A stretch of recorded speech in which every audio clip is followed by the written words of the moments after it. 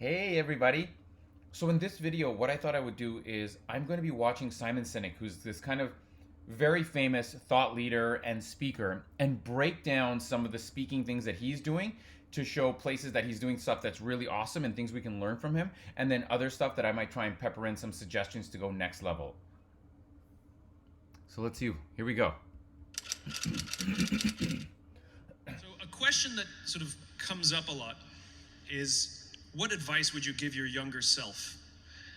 And if I would give that advice, I would like to tell myself that you don't have to know all the answers and you don't have to pretend that you do. Because I spent many years thinking that I had to have all the answers, and if I didn't, I pretended that I did.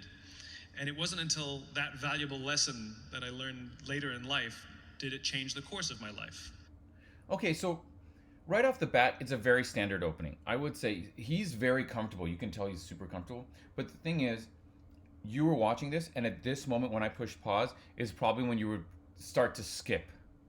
He's like, yeah, nothing interesting so far. What would have happened, and we'll see later, I think he had a couple of really good slogans. If he would have started off with a little bit of uncertainty, so you weren't sure what he was going to talk about. And let's see if we can think of some suggestions.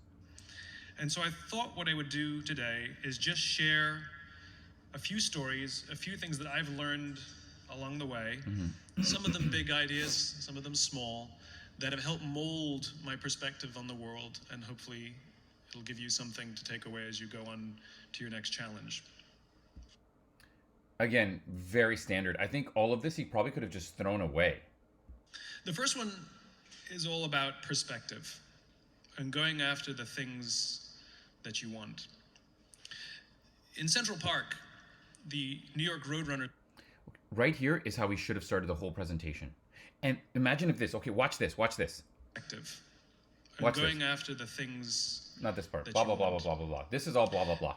In Central Park, Here, the starting New at York Central Park. Roadrunners Association hosts races on the weekends. And one weekend, I ran a race with one of my friends. And at the end of the race, which they sometimes did, they had a sponsor who would give away something, apples or bagels or whatever it was. If you would, right now, here's the thing you have to understand. This is, right now, if you're listening to him, you are like, okay, you're trying to figure out where he's going. You can't help but have a little part of you that wants to figure out what's the learning here. And that you trying to figure stuff out is keeping you engaged, and it's keeping you at least half listening to him. Imagine if this whole speech would have started with like, and now Simon Sinek, everybody applauds, and he said, and he started like, there's this park, in Central Park there's a race. Just start off right like that. How much more interesting and dynamic would it have been? The first minute was almost wasted because everyone's like, This is especially important because he's a well-known thought leader.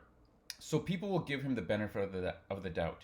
You and I, if we would have started off with like, hey, I'm really happy to be here and I'd like to share with you some stories that I hope would, people would have just tuned us right out because we're not known names. He can kind of get away with it. So it's even more important for us that we start with uncertainty so people are trying to figure out where we're going. And on this particular day, they were giving away free bagels. So we'd finished the race, and you sort of can imagine the scene. It was cafeteria tables lined up next to each other with boxes of bagels across the cafeteria tables, a line of volunteers on one. One really good tactic that I think you can learn here, everybody, is when you are telling a story, it's always great to have mimics. Let me show you what I mean here. Watch how he's moving his arms to kind of make you imagine what he's seeing. With boxes of bagels across the cafeteria tables, a line of volunteers on one side of the table, and a much longer line of runners hoping to get a free bagel. Every good storyteller mimics. And mimicking is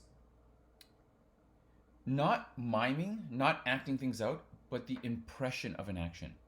It's so far away, just on the other side. There's this big lineup over there. These little mimics help you to imagine your own version of what he saw. It doesn't have to be the same. See, a lot of people fall into the trap of really trying to give you all the details so you can imagine exactly what they're seeing. Waste of time. Instead, you use mimics to give everyone their own version. You're all imagining your own version of a table full of bagels and your own version of a line. It's different backgrounds, and that's fine because the specifics aren't important. The general is, the big idea is. So I said to my friend, let's get a bagel. And he looked at me and he said, nah, man, the line's too long. And I looked at him and I said, it's a free bagel.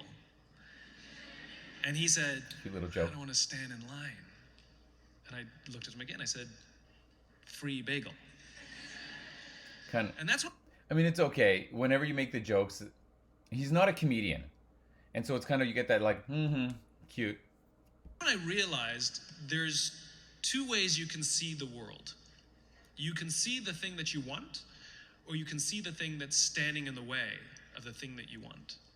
I could only see the bagels, and he could only see the line. And now it starts to make sense. You see, the secret is if you start with uncertainty, at a certain point, you have to have the aha moment, the oh, I get it moment.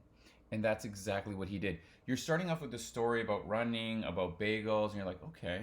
And you're trying to figure it out. And then it's like, some people only see the obstacles, some people see the opportunity. And like, oh, now that whole story makes sense. Now imagine, instead of that, imagine if right off the bat, you just heard that story instead of this. And people who can see the bagel, people who can see the thing that they want, the things that are getting in the way, and is what advice would you give your younger self?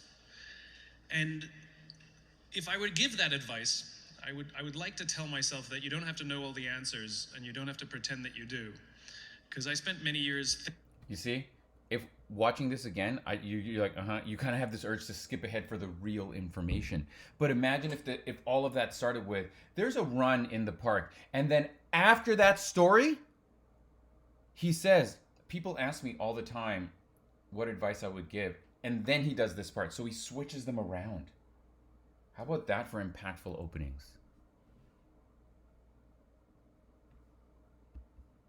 Or innovation. Whereas people who can only see the obstacle and literally lose sight, they're just obstacles to go over or around. It's an opportunity. And people who can see the bagel, people who can see the thing that they want, the things that are getting in the way are actually diminished in size. They're just obstacles to go over or around. It's an opportunity for invention or innovation. Whereas people who can only see the obstacle and literally lose sight of why they set out on the journey in the first place, they become stunted by fear or overwhelmed by the challenge ahead of them. So advice that I learned, piece number 1, see the bagel. What a great little summary to go around, and a good little slogan. See the bagel. And what are you going to remember? You're probably going to remember stuff like, oh, he did this whole thing about bagels, and it was, the bagels was like, don't get caught up with obstacles. Like if there's a long lineup for bagels, instead just see like, there's a bagel. So see the opportunity, not the obstacle. Oh, that's what he talked about. This is how most of us remember. Starting with uncertainty, with that story. Aha moment. Oh, I see where you're going with this. Little slogan to end it off to help us remember the information, the key information. Pretty awesome. So far, Simon, you're doing great. You just didn't need all that shit at the beginning.